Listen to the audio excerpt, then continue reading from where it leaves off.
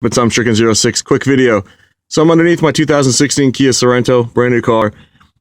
And the reason I'm under here is because I kept hearing this like bobbling noise. Every time I'd go over some strange bumps that would rock the car side to side. And I kept hearing a strange bobbling noise. I had a feeling it's what I found it to be. But somebody, whoever PDR'd the car when they got it from the factory, never secured the spare tire on right. Look at this thing. And that is the noise I kept hearing.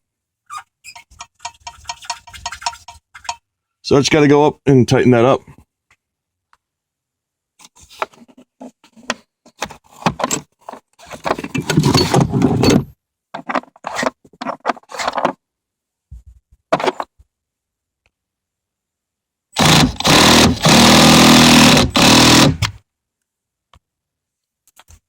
Much better.